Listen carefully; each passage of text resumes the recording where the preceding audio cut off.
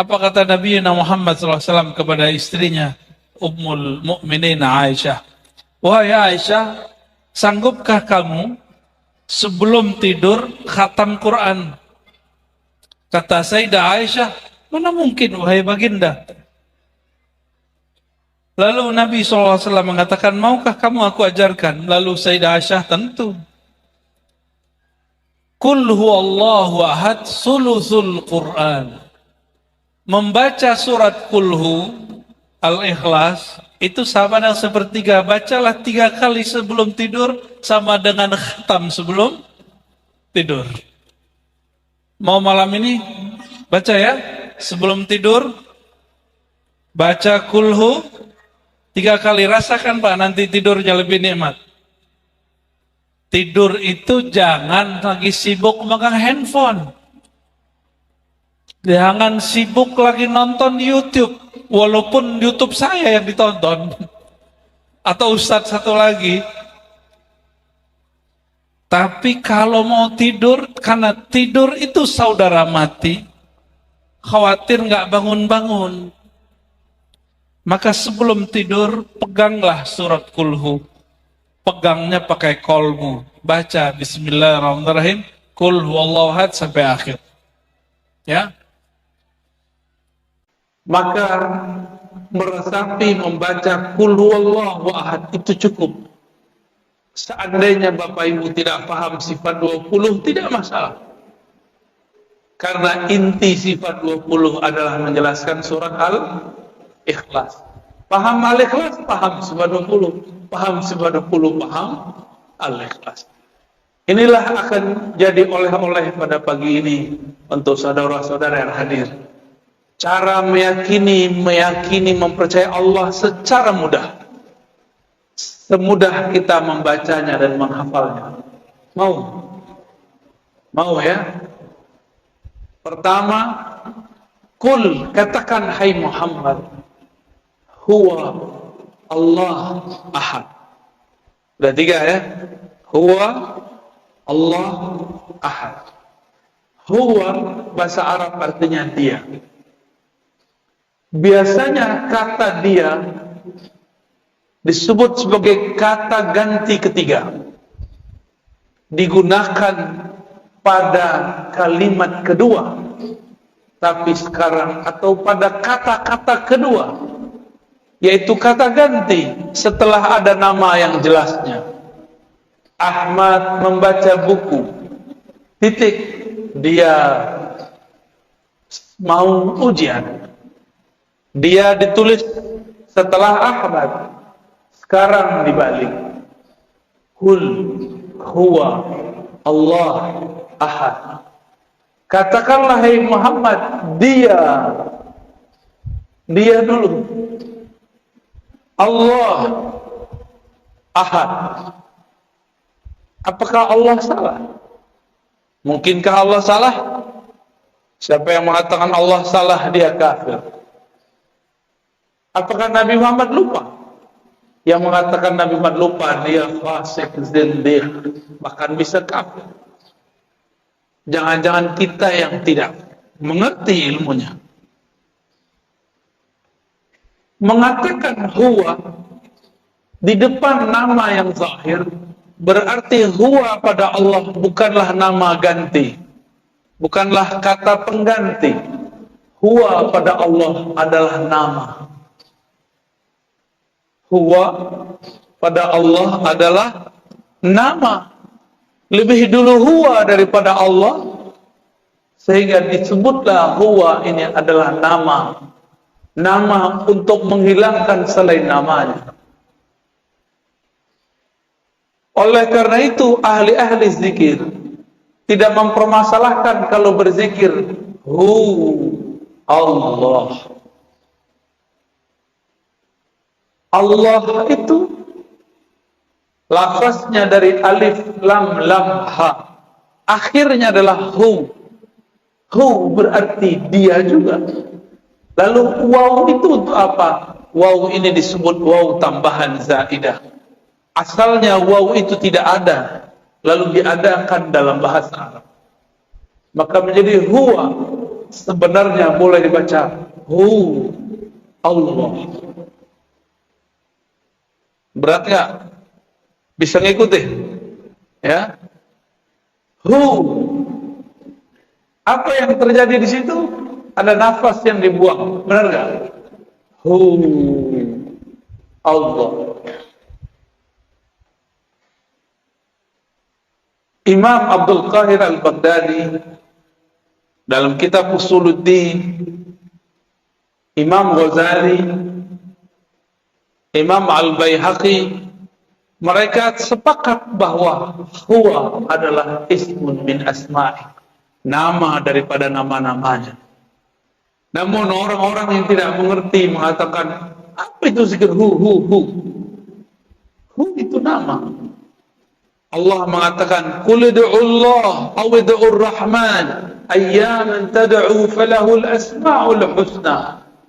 Panggillah Allah, panggillah Rahman, atau dengan mana-mana nama engkau boleh memanggilnya. Jika huwa adalah bagian dari namanya, maka hu boleh dijadikan panggilan. Maka jangan heran Imam Ahlus Sunnah Abul Hasan Asy-Syadzili, siapa namanya? Abul Hasan Asy-Syadzili, salah satu wali kutub di zamannya. Dia berzikir dengan salah satu nama, Yahu, Yahu. Wahai yang menyebut dirinya dia, wahai yang menyebut dirinya dia. Ternyata di agama sebelumnya, agama Yahudi, mereka tidak boleh menyebut nama Allah, El. Mereka diperkenankan hanya menyebut nama Yahu, Yahweh. Sama. Yahweh bahasa Ibrani, Yahu bahasa Arab. Allah, Al itu bahasa Ibrani Suryani. El berarti Tuhan yang maha sempurna. Alif Lam berarti kesempurnaan.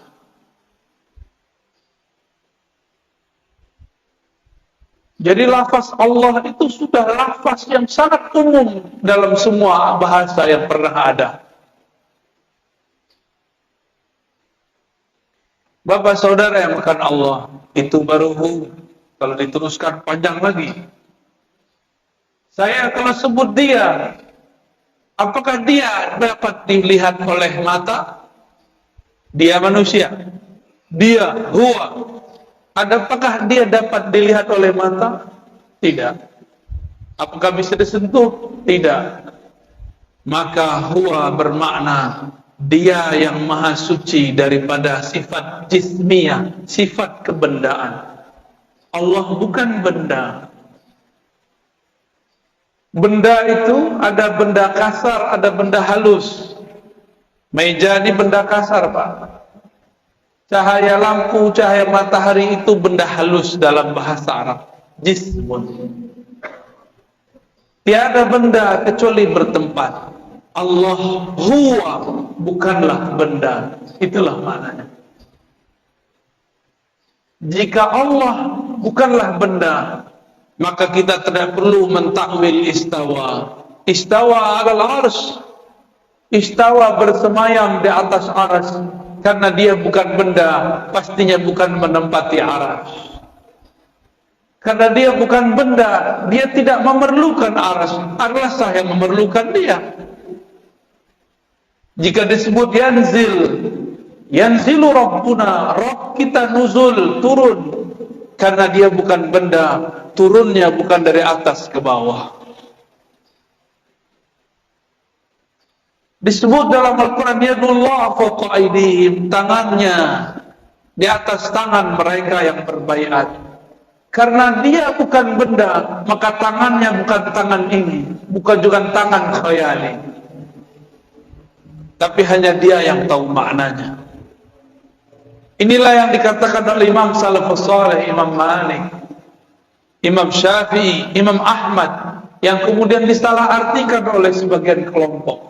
Apa kata imam-imam tersebut? Imam Syafi'i, sebagaimana diriwayatkan oleh Imam Al-Baihaqi, mengatakan, ala ma aradahu Allah wa rasuluh.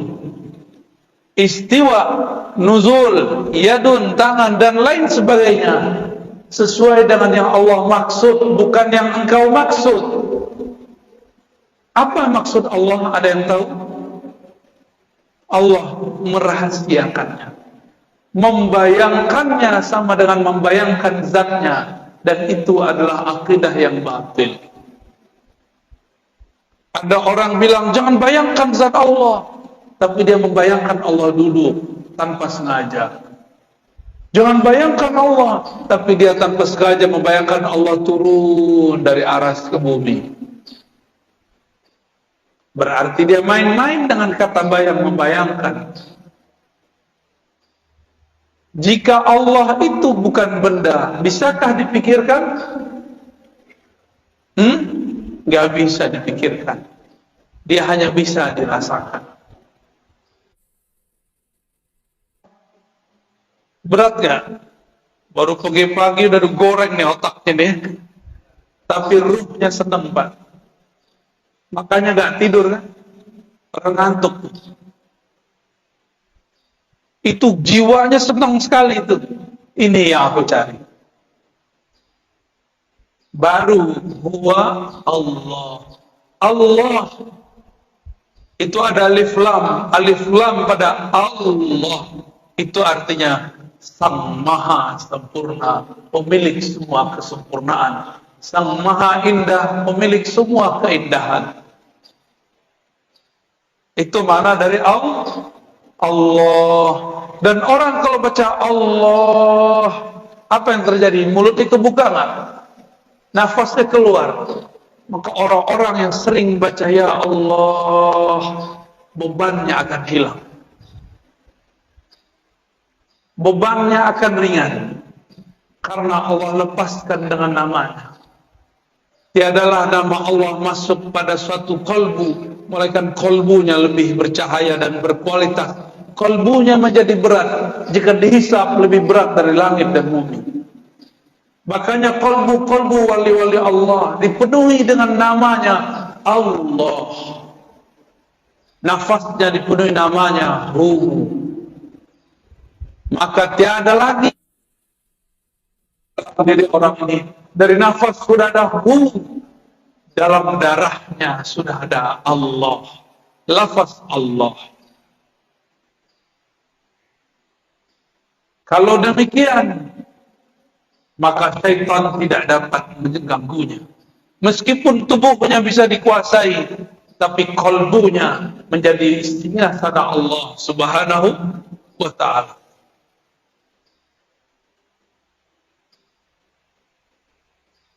Allah di dalam surat Luqman dikatakan wala in sa'altahum man khalaqas samawati wal ard la yaqulunna Allah.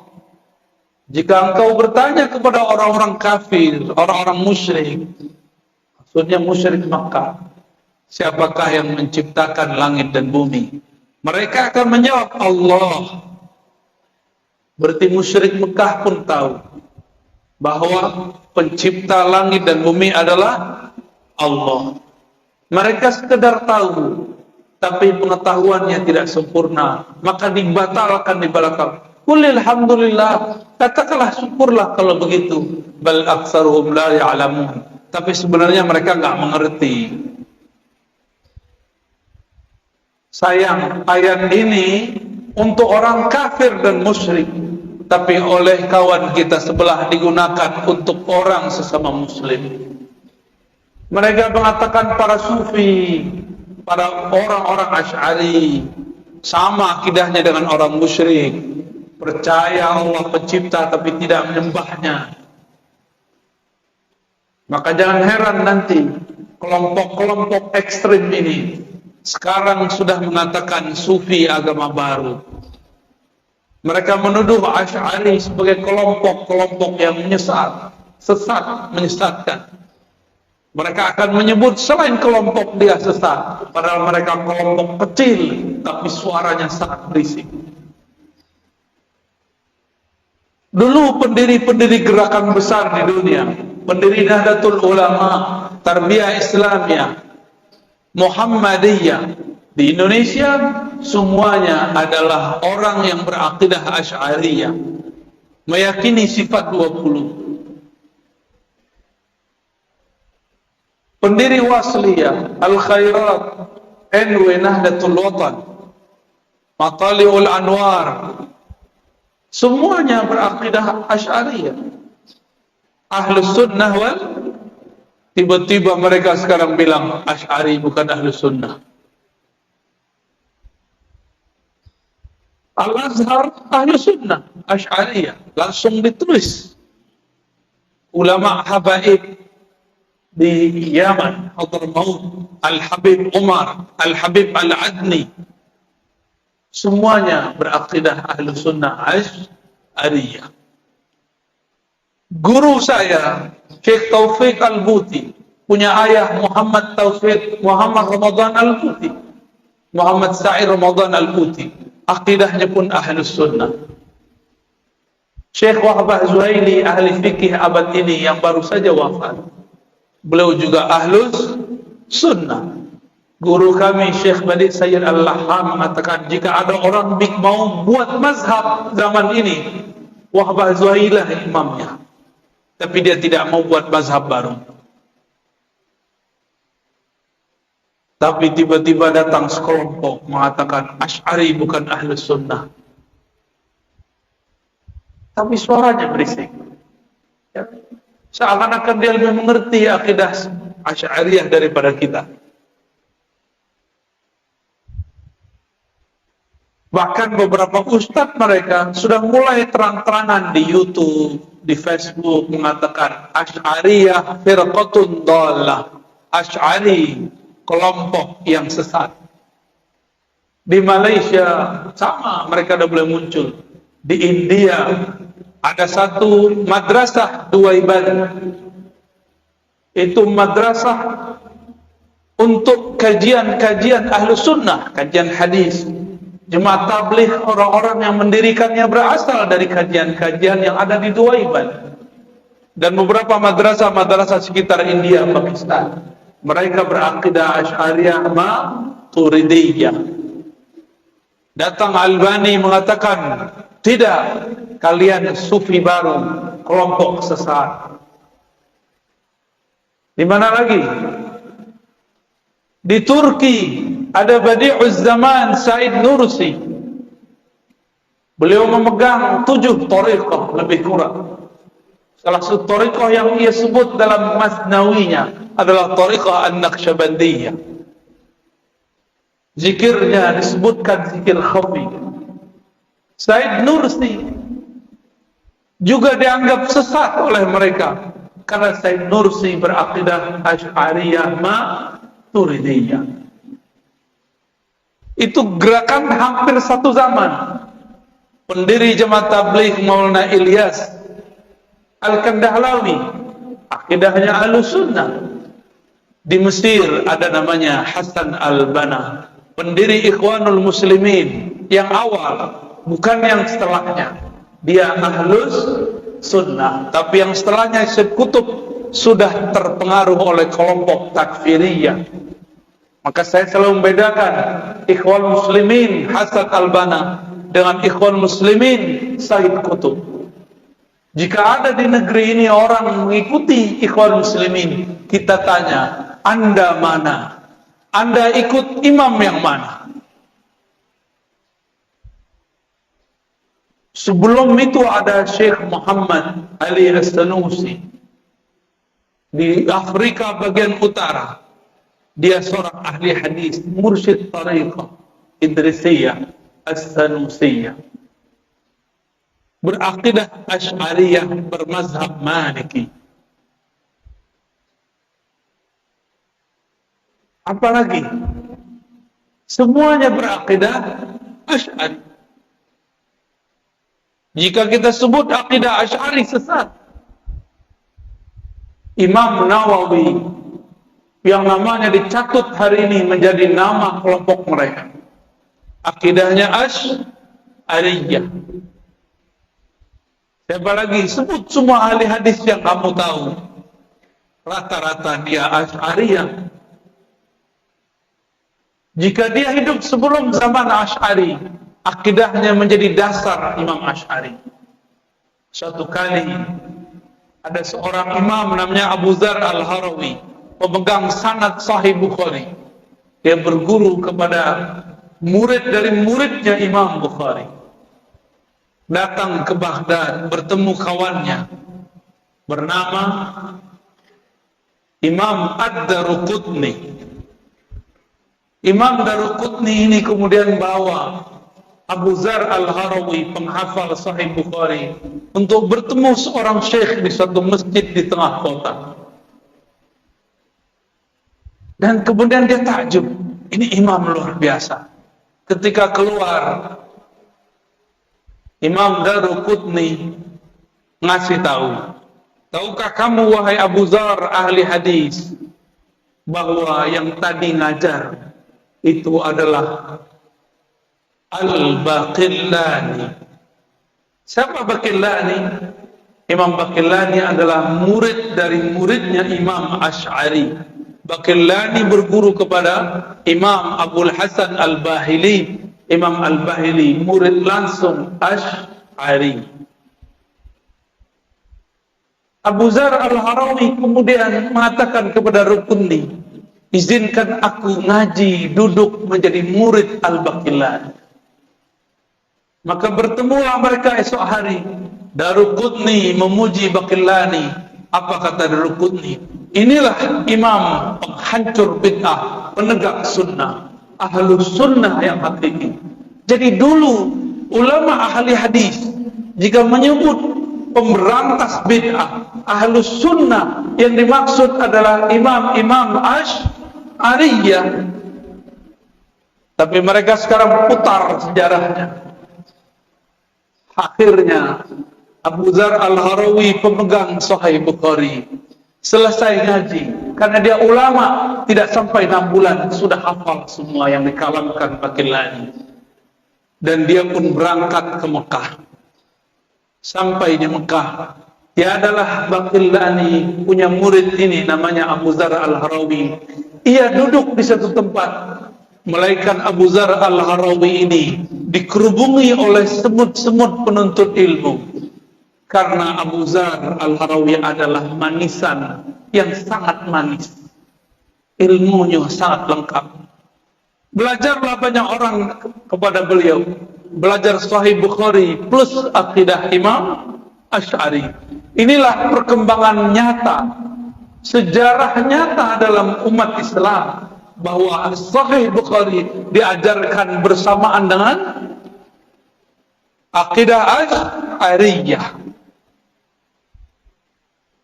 Tapi mereka sekarang juga mengajarkan sunnah, tapi sunnahnya bertentangan dengan akidah pemegang sanad Sahih Al-Bukhari. Walhasil murid-murid Abu Dzar, karena dia tinggal beberapa waktu di Mekah, muridnya menyebar ke timur, ke barat, ke utara, ke selatan. Menyebarlah sampai sekarang bertemu salinannya di Maroko, tempat UAS dulu pernah kuliah. Bertemu salinannya, salinan Sahih Bukhari dan penjelasan-penjelasannya. Bahwa Abu Dzar Al-Harawi ilmunya sampai dibawa ke Maroko. Zaman itu belum ada bus, belum ada mobil, belum ada pesawat, tapi ilmunya dari Mekah dibawa orang ke ujung Afrika bagian barat. Luar biasa. Maka kelompok-kelompok ekstrim Mujassimah yang menjisimkan Allah menuduh Abu Dzar dengan kata laknat. La'natullah ala Abi Dzar. Jadi dari dulu ahli hadis yang ahlu sunnah sudah disesat-sesatkan, seperti mereka juga menyesatkan kita hari ini. Jadi jangan heran kalau mereka mengatakan la'natullah alaika ya Razi. Wajar. Saya sekarang mengajarkan Sahih Bukhari, sekalian mengajarkan akidah Imam Asy'ari. Mereka khawatir gelombang Abu Dzar Al-Harawi terjadi kembali. Gimana Bapak Ibu? Takut? Mau dihidupkan lagi, hidupkan lagi. Di sini saya yakin ada ulama-ulama yang ahlullah, yang mereka bisa membaca kitab-kitab Allah dengan hati yang tenang, pikiran yang tajam. Bergurulah kepada mereka. Itu baru kul huwallah. Sekarang kita pindah ke ahad. Ahad. Apa makna ahad? Esa, tunggal. Bukan satu. Satu itu masih bisa dibilang. Tunggal, tiada duanya. Esa, tiada keduanya. Kalau satu masih ada dua. Ini perbedaan angka satu dengan esa. Wahid dengan ahad berbeda. Ahad itu adalah kesendirian Allah dengan zatnya. Bisa diulangi. Ahad itu kesendirian Allah dengan zatnya. Tiada bersamanya kecuali dia semata-mata. Tiada insan, tiada ar-razi, tiada masjid ini, tiada kecuali hanya dia.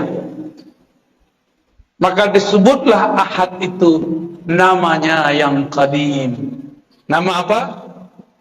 Qadim adalah masa sebelum adanya suatu masa azali. Alam kita sekarang disebut dengan alam nyata, alam ciptaan. Masa ciptaan, ini dia. Sebelum alam ini ada namanya azali. Sebelum azali ada namanya qadim. Jadi tahu beda qadim dengan azali? Karena beberapa ustadz di pesantren pun bingung apa beda qadim dan azali.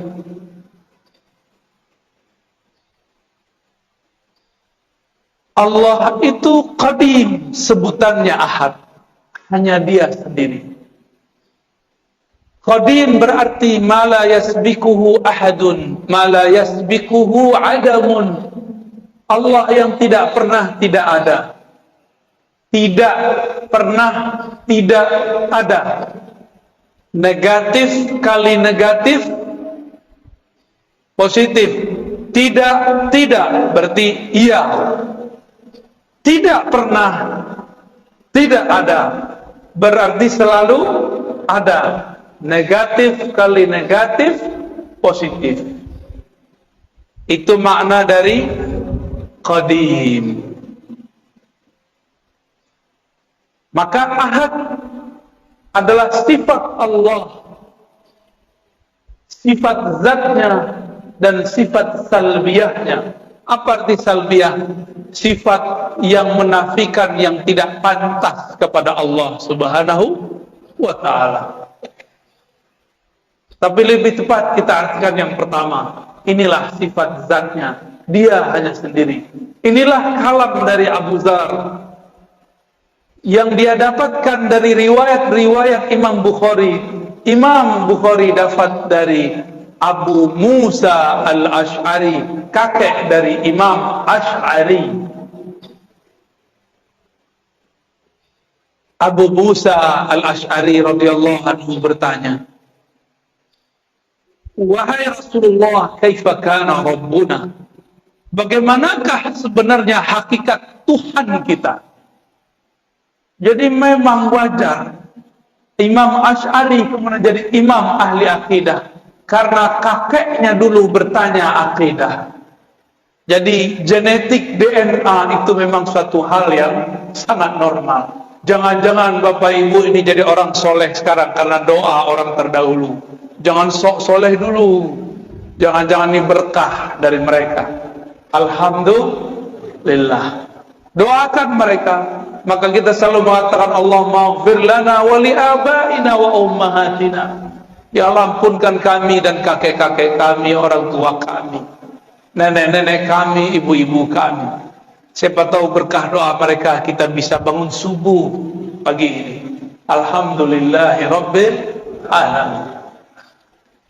Abu Musa bertanya, mengagetkan tentunya. Tapi bagi Rasulullah girang. Kenapa? ada sahabatnya yang bertanya yang canggih. Nabi jawab, kana Allah wala syai'a ma'ah. Itulah makna ahad. Kana Allah, Allah ada. Kana itu bentuk lain daripada kana kainan, kana maujudan. Dia ada. Disitulah muncul kata wujud, ada dalam hadis, tapi tersirat. Yang mengerti ahli akidah, orang cuma ngerti bahasa Arab tidak paham. Maka ada orang mengatakan tidak ada wujud dalam Al-Quran. Betul, tapi secara makna ada. Itu maksud orang yang ngomong gini, cuma dipelintir oleh sebagian orang supaya mengadu umat dengan tokoh-tokohnya. Saya memang mengkritisi beliau, tapi saya juga mengkritisnya secara jujur. Haram mempelintir kata-kata kalau belum selesai kalimatnya. Kritiklah dia, tapi jangan mengkritiknya dengan berbohong atas namanya. Apa kata Nabi? Kana Allah wala syai'a ma'ah. Dia ada, tiada satu pun bersamanya. Dia ada, tiada Ahmad. Dia ada, tiada Muhammad. Dia ada, tiada alam. Dia tiada ada. Kita belum ada. Belum ada langit, belum ada bumi, belum ada arasy, belum ada sholat, belum ada zakat, belum ada doa, belum ada. Dia sudah menetapkan dalam ilmunya yang qadim bahwa pada saat ini, detik ini, tanggal ini, hari ini akan ada orang berkumpul bercerita tentangnya, tentang ahadiyahnya, betapa bahagianya Allah, tersenyum Allah melihat orang yang menikmati nama-namanya disebut. Paham tidak paham, dia ridho. Inilah yang dikatakan Nabi, jika engkau melewati suatu taman-taman surga, farta'u, petiklah. Apakah itu taman surga, wahai Rasulullah? Majelis-majelis zikir. Zikir itu ada zikir menyebut namanya, ada zikir mempelajari sifat-sifatnya. Inilah kajian akidah dan tauhid. Bahkan lebih tinggi kajian menyebut sifatnya daripada hanya menyebut-nyebut namanya. Orang-orang yang mengerti sifat Allah, makamnya lebih tinggi di sisi Allah daripada orang yang hanya mengenal namanya. Seperti orang yang tahu nama seseorang tapi tidak tahu siapa yang punya nama. Bapak Ibu jamaah subuh di hari Jumat, hari Kamis, apa Jumat? Hari Jumat berkumpul dalam pagi ini dua keberkahan, barakatus sabah, barakatul Jumat. Keberkahan subuh, keberkahan Jumat. Jadi ahad, apa arti ahad? Esa, dia dengan kesendiriannya, tiada alam, tiada surga, tiada neraka, tiada ahad kecualilah ia saja, tiada Ahmad kecuali setelah dihapuskan. Baru kalau paham ahad, berarti Allah perlu kita enggak? Allah sekarang masih ahad enggak? Alam dicipta, Allah masih ahad enggak? Berarti Allah masih sendiri? Jadi hanya Allah yang boleh jomblo, antum enggak boleh jomblo. Allah itu maha jomblo, maha sendiri. Itulah tanda zat yang sempurna. Kenapa kita perlu menikah, perlu teman? Karena kita tidak sempurna. Allah tidak perlu semua itu karena dia maha sempurna. Itulah alif lam dalam lafaz Allah. Kenapa saya jatuh cinta? Karena saya tidak sempurna. Saya butuh objek yang dicintai dan butuh orang yang mencintai. Allah mencinta karena dia bukan benda, dia bukan hanya sifat, dia zat yang maha sempurna. Semua cinta darinya. Jika disebut dia mencintai seseorang, mencintai sekelompok, berarti Allah memberikan memancarkan kesempurnaannya kepada orang itu, bukan berarti Allah memerlukan orang itu. Itulah beda kata cinta pada Allah dengan cinta pada kita. Allah mengatakan innallaha yuhibbut tawwabin. Allah mencintai orang-orang yang taubat berkali-kali. Artinya Allah akan memantulkan kesempurnaan ampunannya pada orang yang bertobat.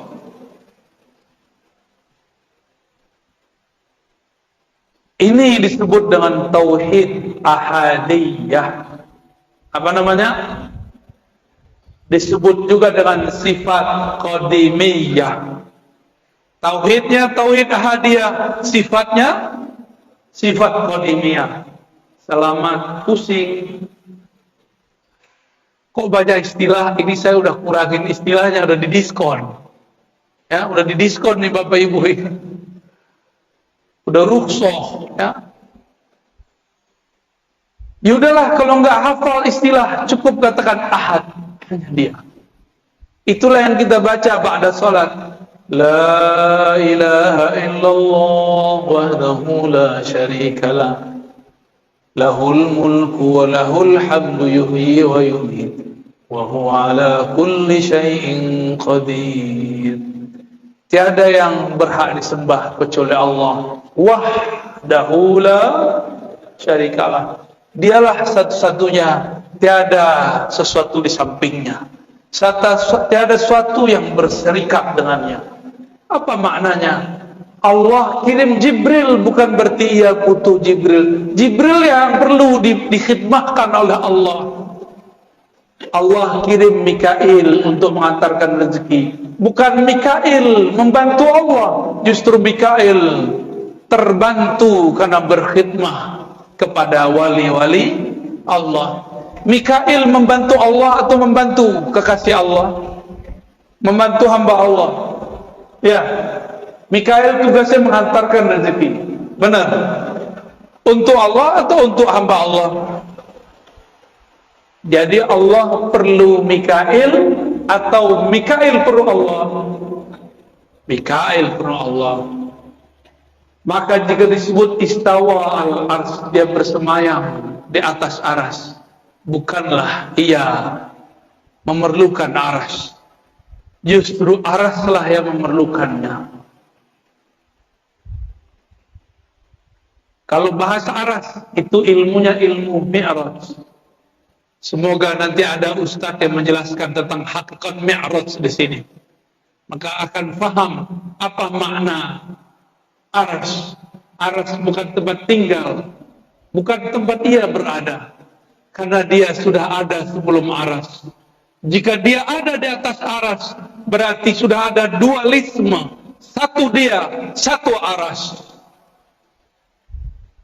Berarti syirik. Batal ahadiyahnya. Ahadiyah ini nama lainnya tauhid uluhiyah.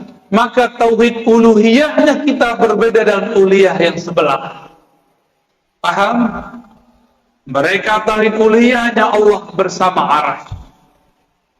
Allah di atas, aras berada di atas. Kita tidak. Karena sesuai hadis Bukhari, Nabi lebih paham daripada ente. Nabi ngomong, "Kana Allah wa la syai'a ma'ah." Allah ada, aras belum ada. Maka sekarang dia tetap sendiri karena dia sempurna, tidak berubah-ubah. Apa ciri-ciri sesuatu yang sempurna? Dia tidak berubah. Apa ciri-ciri sesuatu yang akan sirna? Dia berubah. Bapak dulu lahir udah ada beban, Pak? Belum, Pak, ya? Maaf, Pak, ya, aneh tanya, Pak, ya. Lahir udah ada uban belum? Belum. Sekarang ada uban. Berubah nggak? Dulu lahir segede ini nggak? Sebesar ini nggak? Lahir sebesar ini, rojol, emaknya langsung mati. Kenapa? Anaknya lebih gede dari emaknya. Mungkin pecah perut emaknya kali ya. Nggak mungkin. Kita lahir kecil, jadi balita, jadi anak-anak, jadi remaja, jadi dewasa, tahu-tahu sudah beruban, Pak. Saya sudah ada uban. Untungnya jenggotnya belum berubah, jadi belum ketahuan tuanya. Ya. Cuma sok-sok tua. Lihat Pak perubahannya, bercermin sesekali. Ya Allah, aku dulu masih main kejar-kejaran sama temanku. Dulu masih berenang di kali, masih guling-guling di pasir, masih merengek kepada mak bapakku. Sekarang bukan aku yang merengek, anakku merengek, cucuku merengek. Aku sudah berubah ya Allah. Perubahan apa lagi ya Allah? Kalau sudah tua apa lagi? Dijemput nyawanya. Sudah siap belum? Tapi kalau sudah kenal ahad harusnya siap. Walaupun amal belum banyak, cukup katakan ya Allah, modalku satu, Qul huwallahu ahad. Selamat Pak. Jadi nanti kalau mau bangun tidur, bangun dari alam kubur, katakan huwallahu ahad, huwallahu ahad. Malaikat bingung mau hisab. Ini orang udah sakar, udah mabuk berallah, bertuhan. Udahlah, biarin tidur aja lah. Ya. Temannya Allah, ahlullah, aulia Allah. Maka biasakan sebelum tidur baca qul huwallahu ahad. Biasakan bangun tidur baca Allahu ahad. Biar bangun tidur itu, kalau bangunnya nanti bukan di bumi ini, tapi bangunnya di alam barzakh, malaikat penunggu di alam barzakh hormat kepada kita. Wow, ada panglima, ada jenderal wali-wali Allah masuk ke tempat kita. Ayo kita sambut. Mau tidur wajib baca qul, bangun baca Allah ahad, Allah ahad, baru baca doa. Ya, Bapak nggak percaya nanti protes kalau udah meninggal ya. Gimana coba protesnya? Bisa Pak, datangin saya lewat mimpi. Kalau diizinin, tapi biasanya nggak diizinin Pak. Cukup kata malaikat. Malaikat mau nanya, man rabbuka? Kita udah bilang Allah ahad, Allah ahad, Allah ahad, Allah ahad. Bingung malaikat mau nanya, ilmunya lebih tinggi dariku, kata malaikat kan. Mungkar nakir itu tugasnya cuma mengatakan man rabbuk, man nabiyuk, siapa Rabbmu, siapa nabimu, itu aja tugasnya. Tapi sebelum itu lamanya bukan main. Antara dia dimatikan dan dia dikuburkan, dari dikuburkan sampai ditanya man rabbuka, lamanya bukan main. Gak bisa langsung ketemu Allah Pak. Enak amat langsung ketemu Allah. Kalau gitu saya mau mati langsung aja ya. Gak mudah. Kecuali wali. Wali itu diizinkan. Bapak Ibu yang dimuliakan Allah, itulah tauhid ahadiyah. Tauhid apa? Gampang ya. Dalam ahadiyah terhimpun sifat zatiyah, nafsiyah, dan sifat salbiyah. Allahus samad, ini yang terakhir ya. Tapi sebenarnya kalau diterusin masih banyak tuh, ada 3 ayat lagi ya. Allahus samad, Allah lah tempat semua makhluk bergantung. As-samad inilah sifat ma'ani, disebut tauhid samadiyah. Itulah yang disebut ilmun hayat sama basar ya. Kalam, qadir, yani qudrah, iradah, itu dia di samad. Allahus samad artinya semua dari kita, bahkan satu helai di tubuh kita memerlukan campur tangannya. Yang menumbuhkan rambut Allah atau kita? Yang mengedipkan mata kita apa Allah? Yang mendenyutkan jantung Allah apa kita? Beneran? Coba kedipin matanya. Ting. Tuh, gak kedip. Kedipin matanya Pak. Bisa? Tuh, jadi kaku kan? Selama ini antum sadar atau tidak? Mata berkedip, nggak sadar kan? Itu yang sadar Allah. Jadi kita udah lupa sama mata kita, Allah nggak lupa untuk menggerakkan mata kita. Coba tanya dokter, kalau mata nggak kedip gimana? Rusak mata kita. Ingat nggak Pak, jantungnya denyut, berdetak? Nggak ingat. Kita nggak sempat hatta tanya ke dokter, Pak dokter, Bu dokter, kamu ngurus jantungmu nggak? Bilang ke jantungmu, tung, berdenyut yang biasa dong. Pas ketemu kekasih, dia deg-degan, duk. Kita ngomong ke jantung, tung, yang tenang, tung. Nggak bisa, dia bergerak terus. Karena bukan kitalah yang mendenyutkan satu denyutan dalam jantung, Allah Subhanahu. Maka kita nggak sadar alam yang dalam tubuh ini bergerak. Apakah Bapak Ibu yang mengalirkan darah ke ujung jari, darah ke ujung rambut, ujung kepala? Ya, rambut kita kan tumbuh di kepala. Di kepala itu ada darah pastinya. Jika dia tersumbat, jadilah uban. Jadi itu udah alarm itu Pak. Bukan nakut-nakutin Pak, emang ini menakutkan ya? Selamat ketakutan. Allahus Samad. Jangankan alam semesta ini, tubuh yang kecil ini 100% semua adalah pancaran dari Samadnya. Maka kita ini tiada hidup kecuali karena Allahus Samad. Dalam As-Samad itu adalah berkata kun. Jika dia berkehendak, dia berkata kun.